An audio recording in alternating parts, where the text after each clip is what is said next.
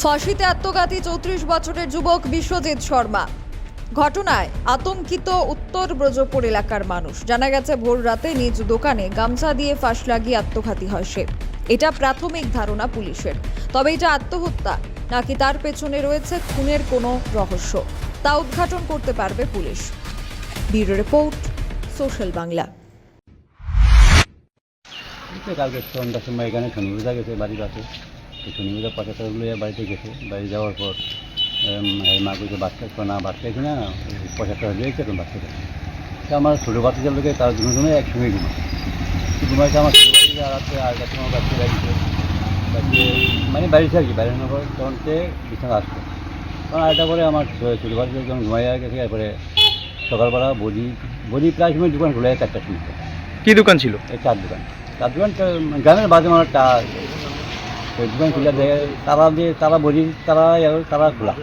তখন তারা দরজা ডাকার খবর, তখন দরজাটা খুঁজে খুলে দেয় এই অবস্থা।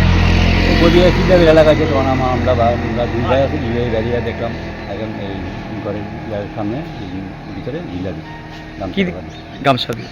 কি কারণে হতে পারে এরকম? এমন কোনো আমরা কোনো সমস্যা দেখতেছি না। বিকেলবেলা 5টা 7টার দিকে আমার লোকে ভালো কথা হয়েছিল, আমি বইয়া কথা বলতে গেলাম, আবার অনেক সুন্দর কথা বলতে গেলাম। এমন কোনো কি নাম? শিব শর্মা। কতই বয়স?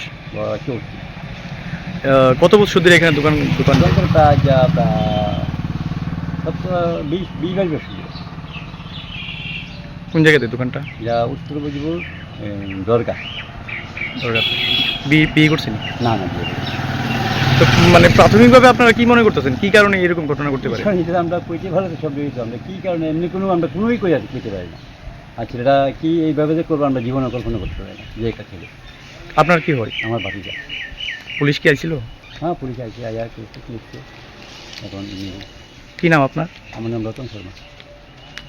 আমরা ইদানিং দেখছি যে এই উত্তর ব্রজপুর এই দরগার সংলগ্ন এলাকাতে অনেকটি ঘটনাই এরকম হয়েছে। কি বলবেন বিষয়টা নিয়ে? হয়, এটা তো অনেকটি ঘটনা হয়েছে। তারপর যেমন আমরা অনেক পূজা বুঝতে কালী পূজাতে অনেক কিছু করছি, তো দেখি জানি সমস্যা, কিন্তু এটা আর কোনো সমস্যা হইল না। কারণ তার দিন ভাতটা ছিল। এই 1 মাসে কতজন লোক মারা গেছে এইভাবে? 1 মাসে এগুলো গেছে 2 জন।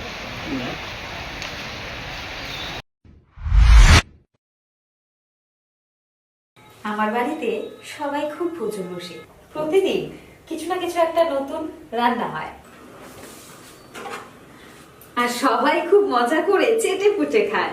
সবাই বলে আমার হাতের জাদুতেই নাকি রান্না এত ভালো হয়। আর আমি বলি সবটাই হলো পিআর গোল্ড কচ্চিখানি সরিষার তেলের জাদু। হ্যাঁ, সরাসরি কৃষকদের কাছ থেকে ক্রয় করা আসল সরিষার দানা থেকে তৈরি হয় পিআর গোল্ড কচ্চি ঘনি সরিষার তেল, যার খাঁটি ঝাঁজ এবং গুণমান আপনার খাবারকে করে তোলে সুগন্ধ ও সুস্বাদুকর।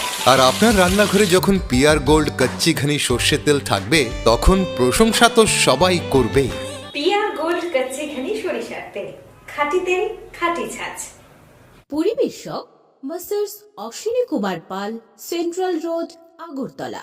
ফোন 7085060785।